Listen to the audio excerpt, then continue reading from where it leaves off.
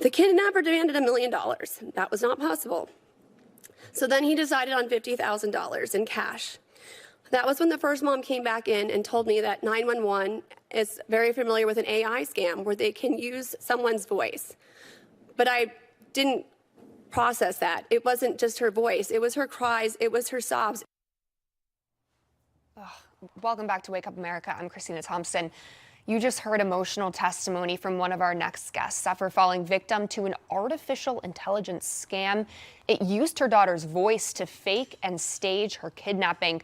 For more, let's bring in that Arizona mother, Jennifer DeStefano, FBI agent and former Navy SEAL, Jonathan Gilliam, and here in studio, a licensed psychologist who treats children, adolescents, adults, and families, Dr. Renee Exelbert.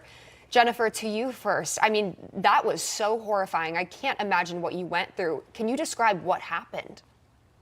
And to try and summarize it up, I got a call from my daughter. She was training a couple hours away from me for a ski race.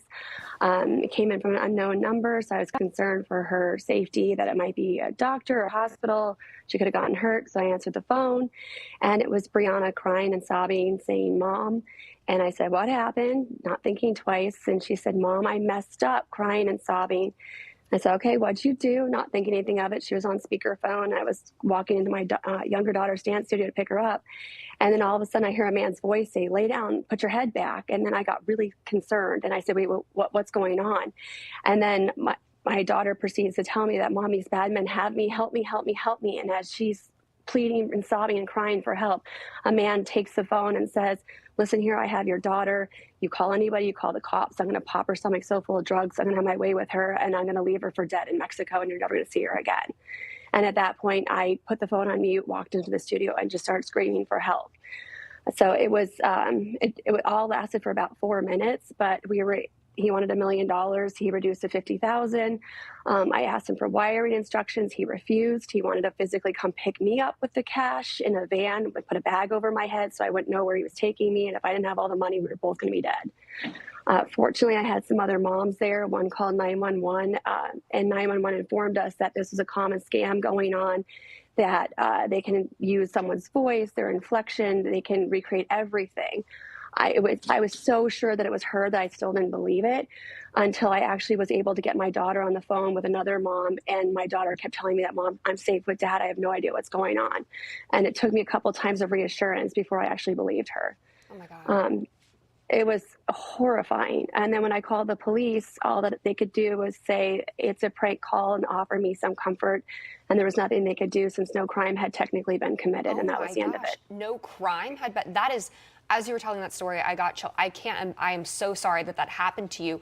Dr. Renee, I want to ask you, I mean, we're seeing artificial intelligence grow more and more. Are these scams common? Unfortunately, becoming much more common. This is organized crime, and it's just listening to the story, it's actually devastating. Just hearing it, I can't even imagine partaking in this. Yeah, so anybody who experiences this is experiencing incredible trauma, and it can also create acute trauma, which lasts about a month, where somebody feels disempowered and stressed and hypervigilant and can even want to avoid the phone. This is such an invasion of somebody's privacy, their life, and somebody's preying on their loved ones. It's actually devastating. Oh my gosh, Jonathan, how does the use of artificial intelligence threaten our national security? I mean, if it stays this uncontrolled, where do you see it going? Well, first of all, I do believe that there was a crime committed there. Whoever was using the AI to further their illegal act is guilty of a crime, and bribery would be one of those crimes, even though that the girl was not there, still trying to elicit bribery through fear and intimidation. That's illegal. So somebody was committing a crime. I don't think law enforcement was correct when they said that. That's the first thing that we should realize. If this is becoming more common, then they're going to have to start finding ways to go after these people. Although what I would suspect is that, and I don't know this, but just listening to her story, is similar to other Nigerian scams where they actually have people call and do different types of things. They're notorious for that. But it's very interesting when you look at this and they try to say it's a victimless crime, because no one was kidnapped. But the reality is, it is a crime with a victim, and had she paid any money whatsoever, she would never have gotten that money back. And quite frankly, if she got into a car with somebody, she could have been the victim. I was also thinking extortion. It's a very dangerous evolution in crime for sure. I was thinking the same thing that you were. There has to be a way that they can find a crime in this. But Jennifer, you were present and you testified at that Senate hearing on AI. Do you believe that lawmakers are truly understanding the danger of this and that they're able and ready to solve all of these problems in the evolving technology?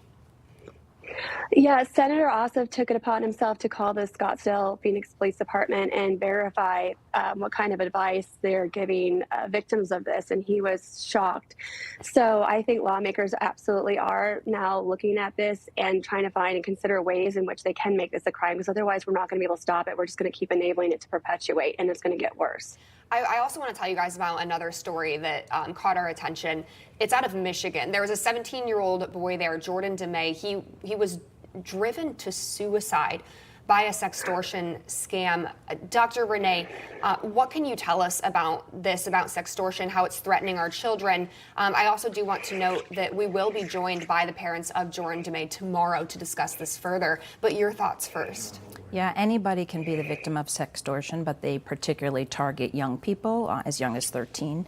Sextortion is pretty much when somebody poses as a peer or somebody interested maybe in dating this person, and they gain the trust of this person online, either through a gaming site or a WhatsApp site, and they basically impersonate somebody and try and form a relationship and eventually convince the person to reveal intimate sexual photos or videos, and then they end up extorting and trying to bribe the person and threaten them and basically say, unless you reveal more, I'm going to cast this all over for your friends and family. It's horrible. We're going to discuss it in more depth tomorrow, but Dr. Renee, I appreciate you coming on. Jennifer and Jonathan, you as well. Stay with us. You're watching Wake Up America.